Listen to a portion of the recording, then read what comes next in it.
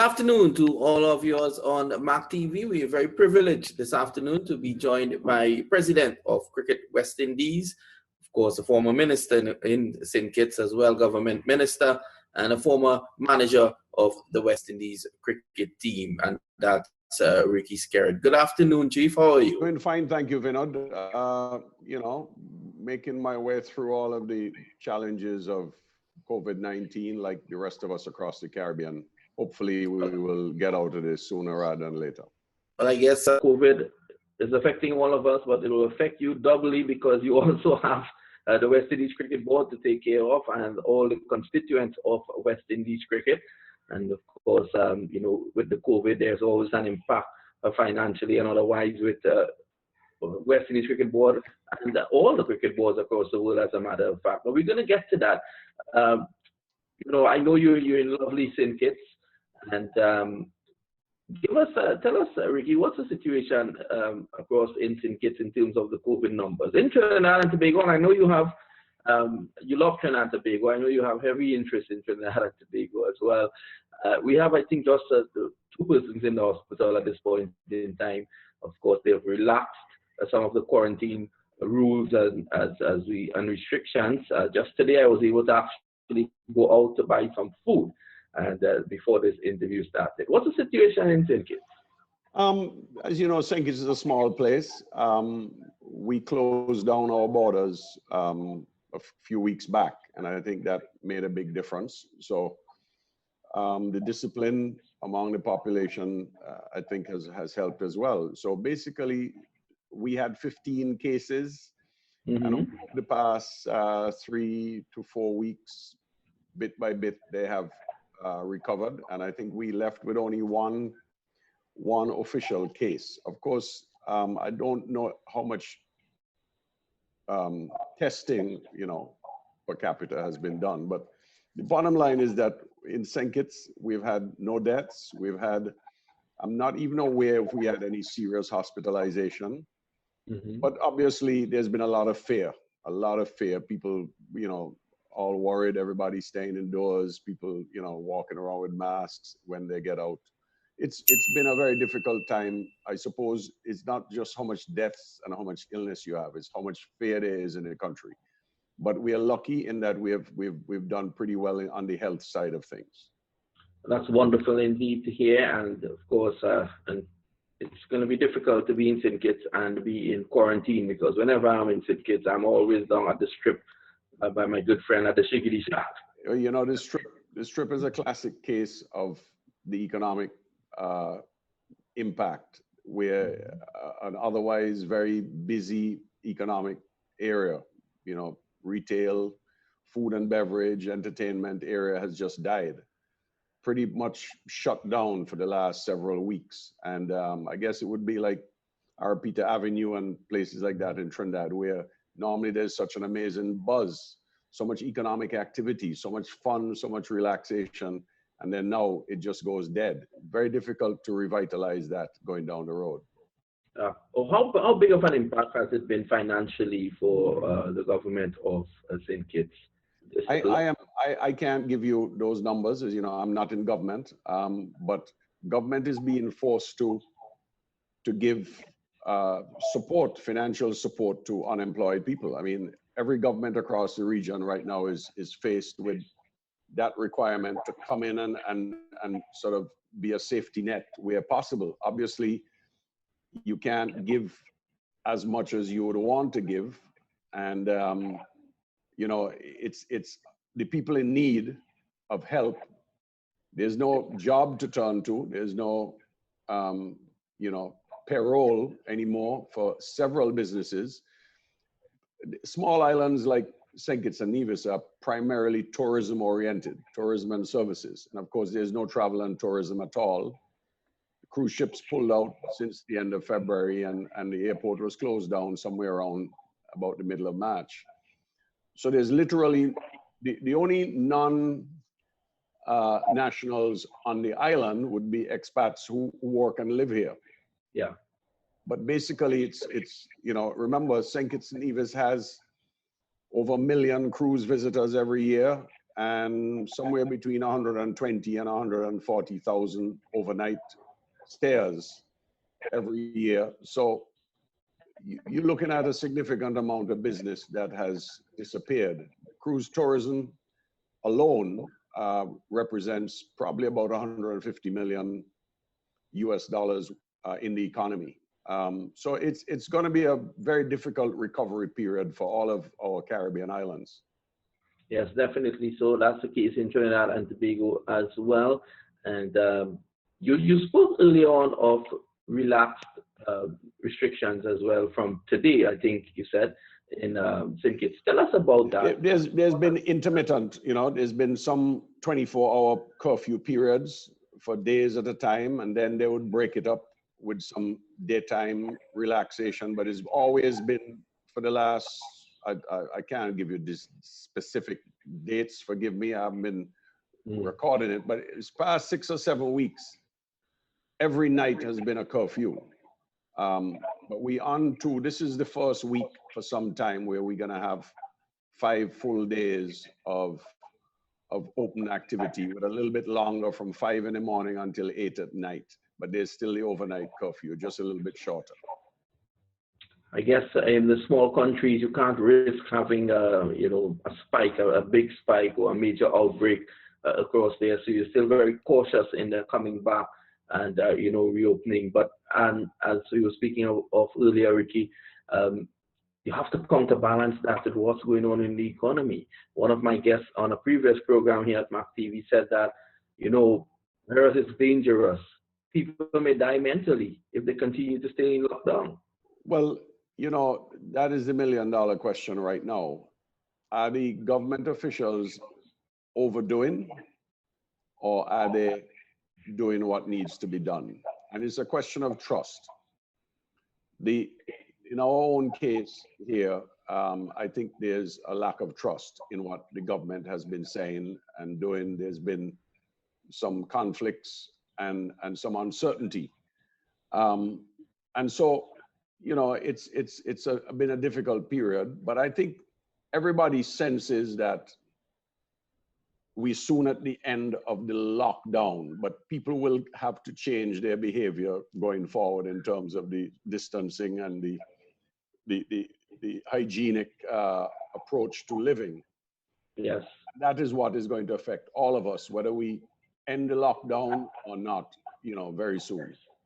I think that'll be the legacy of this COVID pandemic. But in every country, you look at the figures, those who have been tested positive, and the numbers who have died. But there is also another question, Ricky, and this is where the government comes into play. How many of these tests are you conducting? Because you can have people out there with it. Well, so that's the risk, you see. But the science, this is where the uncertainty has been, because especially in the smaller territories, you don't have the level of specialization in your public health and emergency medicine services who are truly and thoroughly educated in these epidemic type public health situations, because you in the small islands in a government, you can't afford to pay all these specialists. So the folks who are interpreting the science, they themselves may have disagreements, and they may be going on what they're seeing being done elsewhere. Of course, the Pan American Health Organization and so would be giving them advice. And look, one just has to hope for the best and prepare for the worst and protect yourself. Be safe the best you know. But some of us are so scared that they don't even want to leave their bedroom. Some people, and it's going to be difficult to get the confidence back up. You see, economic development has a lot to do with consumer confidence. And even if people get the go ahead to come out, but they're so scared and they're so worried about their own jobs or their lack of income that they're not spending, all of that is going to come to to the fore over the next few weeks.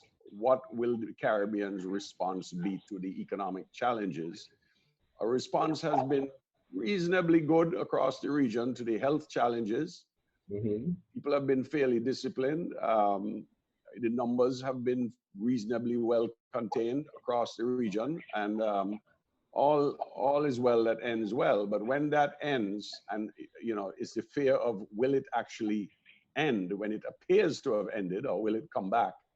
So there's so much uncertainty that it's going to affect the lack of confidence, will cause a very, very slow recovery period. And we can't afford that. The region needs to, governments need to get tax dollars so that they can keep the public services going. Schools need to reopen under special circumstances. That can be a cost. All kinds of things that we could look the other way from in the past won't be allowed anymore. Cleaning, the extent to which you clean, what materials you use. And of course, that brings us to cricket, the conditions under which you're going to play cricket, Yes, and of course, speaking of cricket now, you have something immediately in front of you, and that is the West Indies tour to England. I know that I did speak to Dr. Shallow and also to your CEO, Jonathan Graves, and they were saying basically the same thing, that it's a wait-and-see approach, and they're being very, very careful, and every arm of Cricket West Indies will be, that has a relation to that tour, will be brought in to the decision-making process. Your thoughts? Well, I wouldn't describe it as a wait and see. I would describe it as cautiously planning and looking at possible options, but being very, very careful to ensure that we all on the same page, and that what we do is not just good for cricket, but is good for the cricketers. And at the same time, remembering that there are millions of people out there in the audience who want to see cricket. Yeah. So even if you play, as we say, behind closed doors, and you don't have crowds in the stadium, there's no reason why you can't still play cricket, because there is an audience out there. And that's one of the things that's driving the need to play cricket, because cricket boards have done deals with broadcast corporations, media corporations, or will not do any more deals unless cricket begins to be played. Yeah. So the market, it's like if you're trying to sell a hotel and the hotel is closed down. It's much easier to sell it if it's operational. Yes. Because it's about image and about brand and about value. So cricket means nothing to the broadcast people unless it's being played, or unless they have a tremendous amount of cricket archives that they can use. But there's only so much past cricket that the audience wants to see. They want to see new cricket. They want to see their current stars. They want to see the entertainment that's live and in living color. So there is a demand. The question is, how do you meet that demand and do it in such a way that it's sustainable and that it's safe? Right. What's the latest you've heard from your English counterparts concerning this tour as of today? The English Cricket Board has been very aggressive and assertive and strategic, and have chosen a path towards the tour and have put certain possibilities, certain options before us. We have a team of people. You mentioned a couple of them that you have spoken to, but we have the coach, the head coach, the captain, the director of cricket, the CEO, the cricket operations manager, Roland Holler, and others. The Jimmy, in turn, has a technical committee that he has been, a local internal committee that he's been working with, including chairman of selectors, medical people. And in the final analysis, we're trying to be sure that we all are comfortable, that a plan is in place, and it's a workable plan that will benefit all concerned. And so I think you will see that within the next couple of weeks or so, a decision will have to be made, you know, one way or the other. Have you given yourself a timeline in terms of making a decision if to go or not? Yes, I think, I don't want to give you that date because I'm afraid I don't have it. As I said, I'm not the lead spokesman on this. I'm not the lead negotiator on this. You know, we have a new dispensation now where we allow the technical people to lead, and then they come back and give their recommendations to the board. The board has not received an official report yet from the CEO. We expect to have that in time for our next board meeting, which is slated to be in the last week in this month. Definitely, everyone will be glued to what's happening there because, as you say, I said before, Ricky, people want cricket. Your job as president of Cricket West Indies would be, you know, to take care of your players firstly, but you will also have to keep in mind, I'm sure you're keeping in mind as well, that if you don't have cricket, how are you going to take care of these players? Oh, exactly. The players have to work to get paid. If they're not working and cricket is not playing, then there's no revenue from the sponsors and from the broadcast media, people who are a big part of the economics of cricket. So let's just put it this way, Vinod. The Caribbean people have become terribly skeptical and cynical about West Indies cricket, although deep down, we love it. We just crazy about West Indies cricket, but we don't want to come out supporting West Indies cricket unless we winning. Every man said that they normally switch the TV off, but they can tell you the result of the game. Exactly. So we want the cricket. We want to see the cricket, but we want to see West Indies do well. And so we are worried that anything that appears to render a disadvantage to, against West Indies is not good for us. We want West Indies. We don't want the West Indies team to go anywhere where the environment, the circumstances, the protocols are going to hurt our ability to be ourselves and to play good cricket. But these are professionals. Our cricketers are all professionals. They all earn a full-time living from cricket.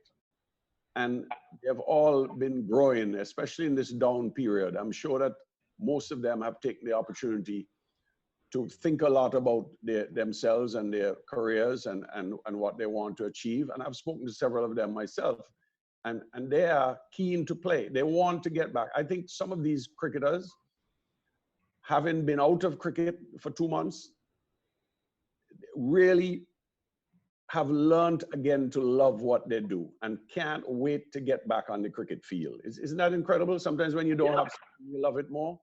Yep.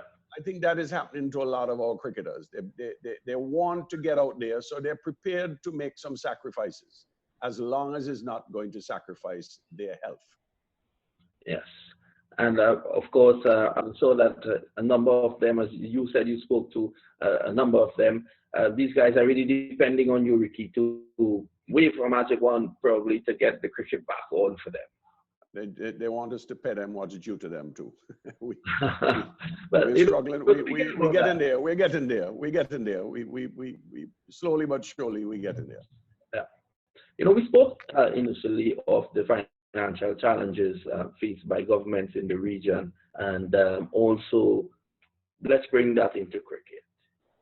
There will definitely be some financial hardships now for the West Indies board. I know you have been doing your utmost best to keep it afloat prior to COVID-19. This has now come. It makes it doubly harder for you now. Well, for us, I take it, it's my responsibility as president to lead the way, but it's an organizational thing. We have a financial structure of funding the regional franchises, funding the board, so to speak, which started 5-6 years ago, which has been more expensive than the board can afford. Mm-hmm. We also have an arrangement where we pay, well over 100 cricketers a salary every month, male and female. Yeah. And then on top of that, we pay match fees based on what cricket they play.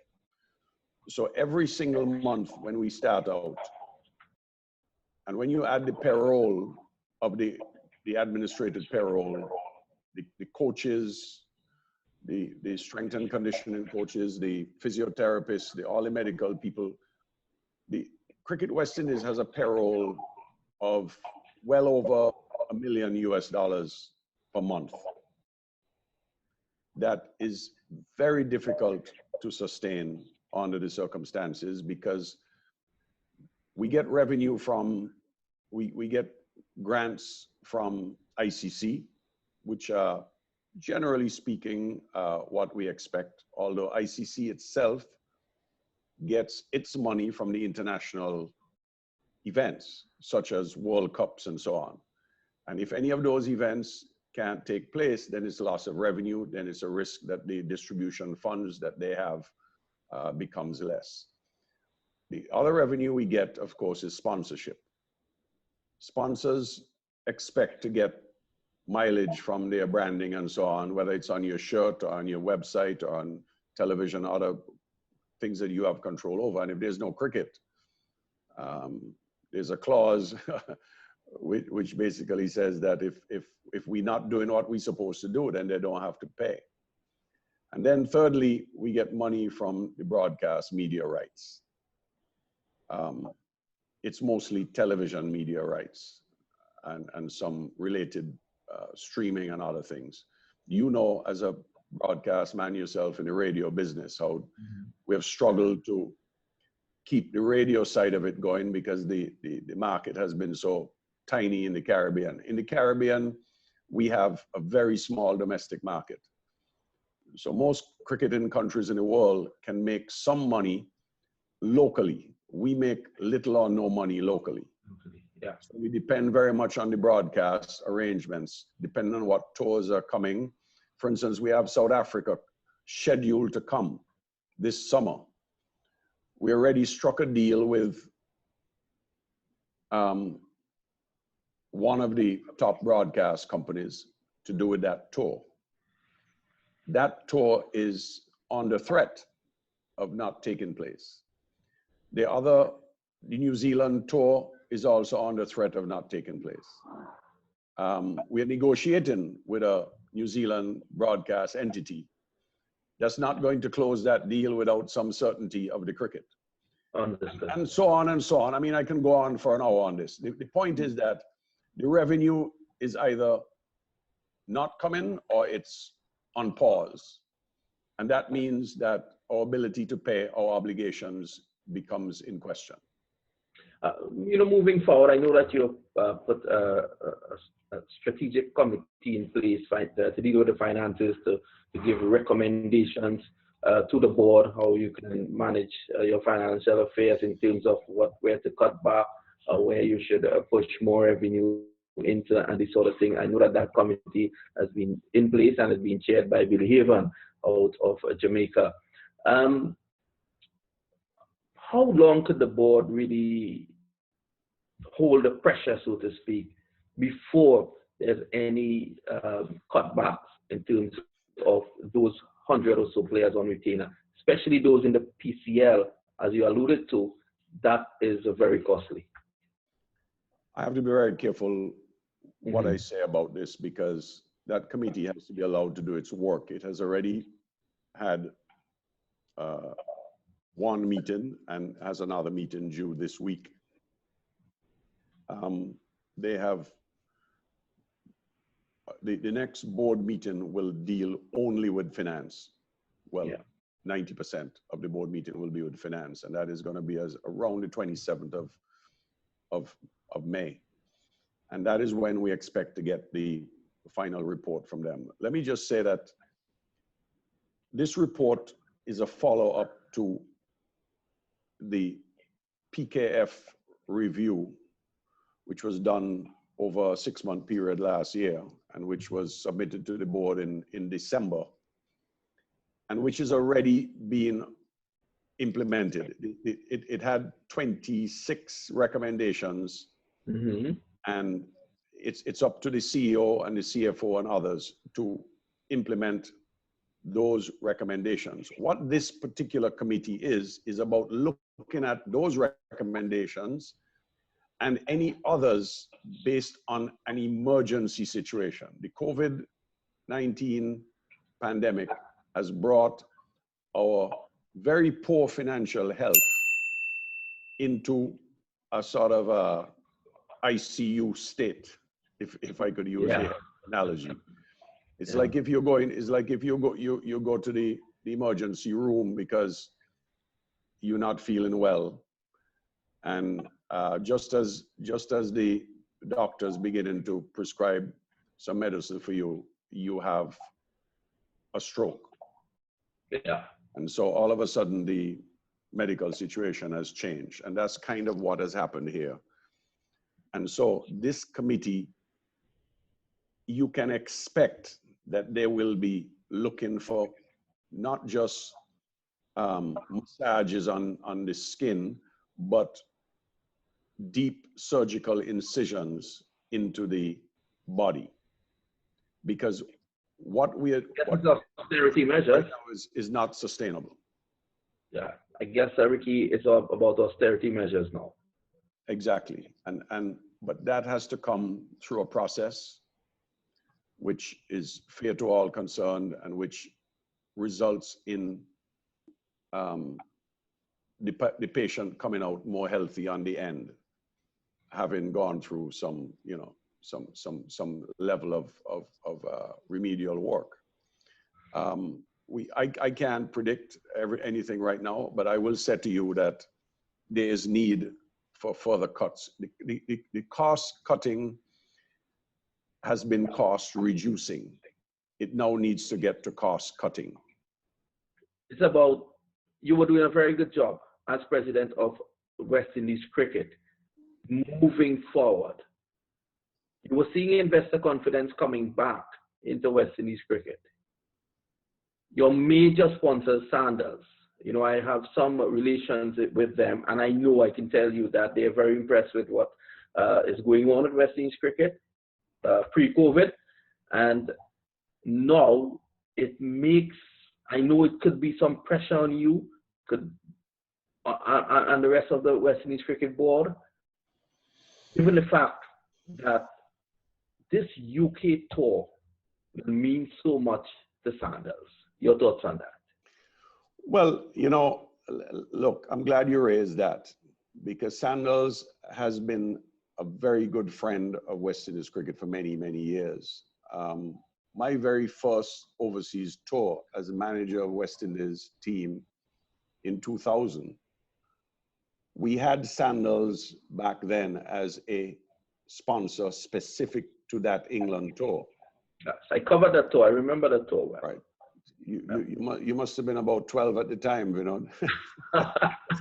You know, I actually brought the Sanders, I think it was the green polo. Yes, yes.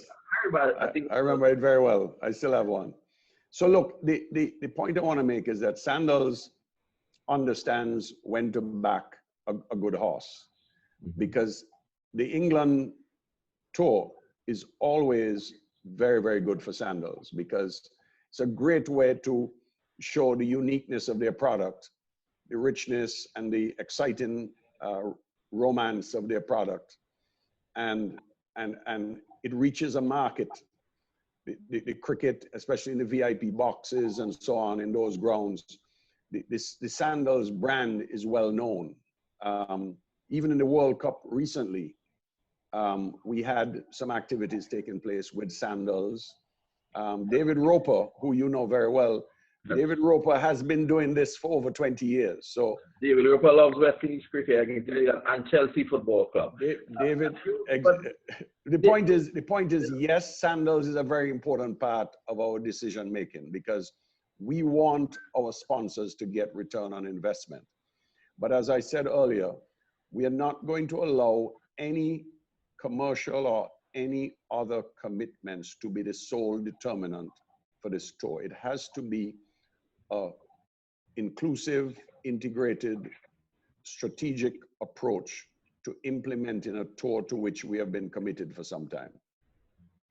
Wonderful indeed. Well, Ricky, I just want to switch a bit, take you off the COVID just for a second.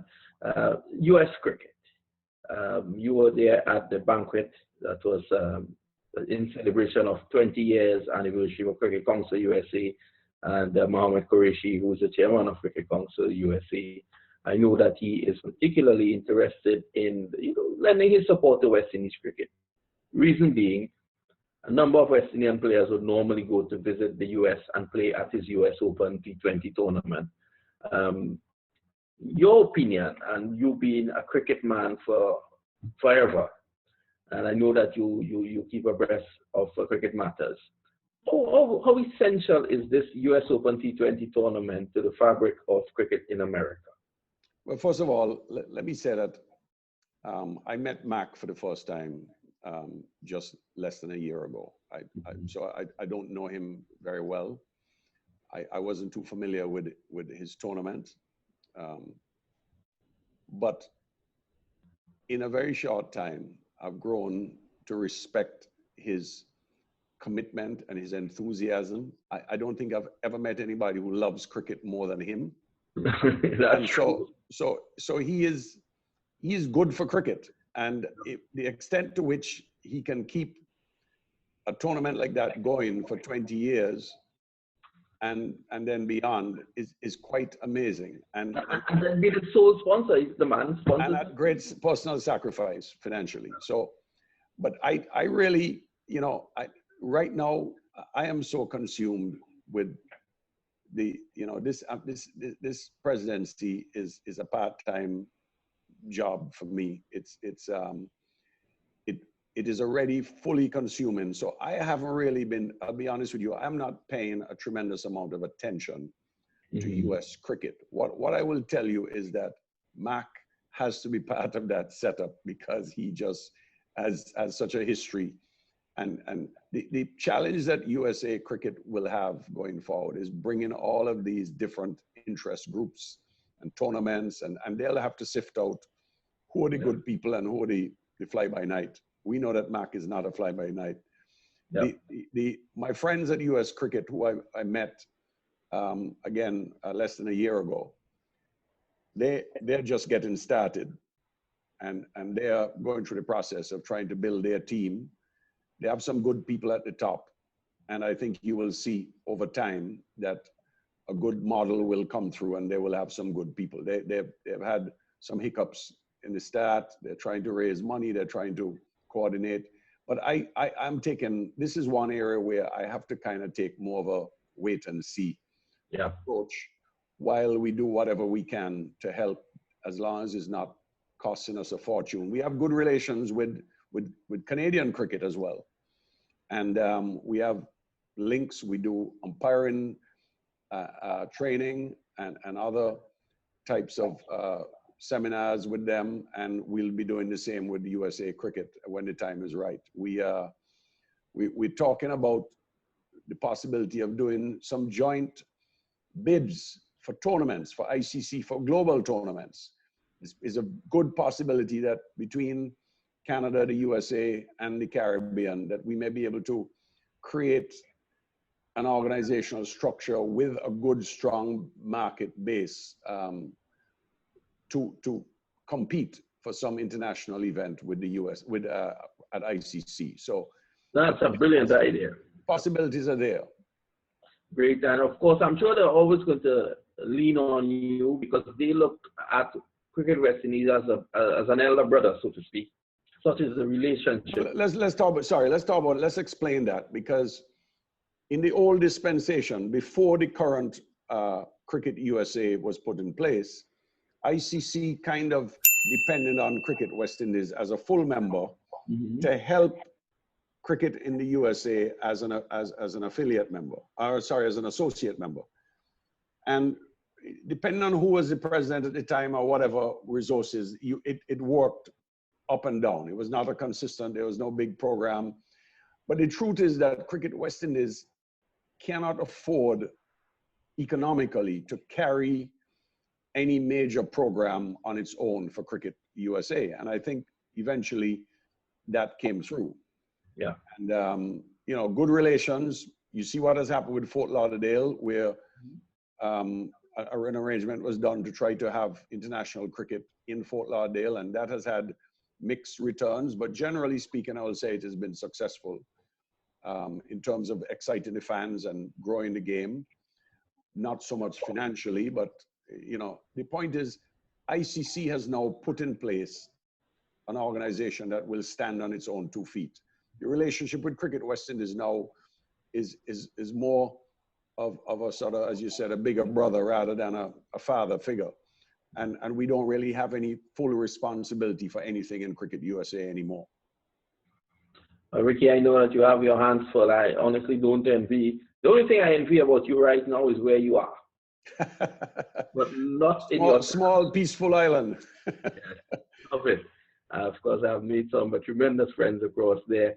And, you know, I always look forward to coming there. But, you know, I want to thank you for joining us this afternoon and, you know, giving us a perspective on West Indies cricket. We have a big West Indian following on MAQ TV. And I'm sure that it was really a sobering interview.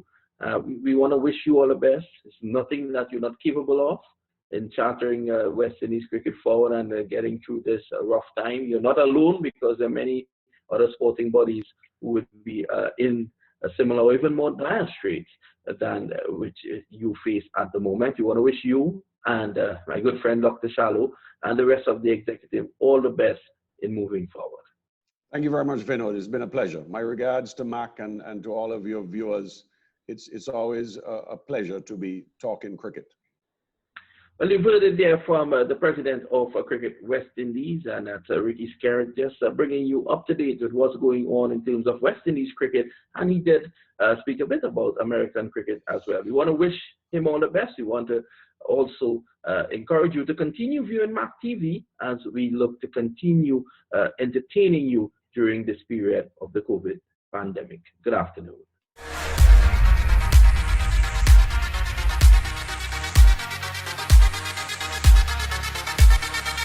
Which is the most authentic cricketing league in America? US Open Cricket.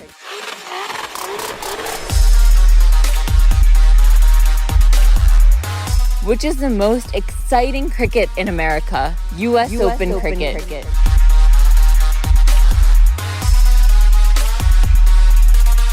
Which cricket league has the higher number of views in America? US Open Cricket.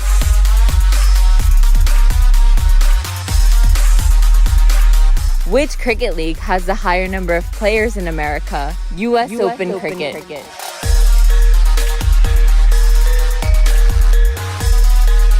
Which cricket league has the higher number of teams in America? US Open Cricket.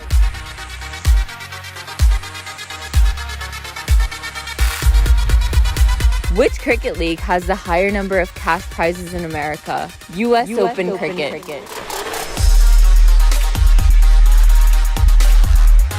Get ready for the biggest cricketing event in America, US Open Cricket 2020, from December 16th to December 20th, 2020, at the Central Broward Cricket Stadium, Fort Lauderdale, Florida. It'll be aired live on MAQ TV.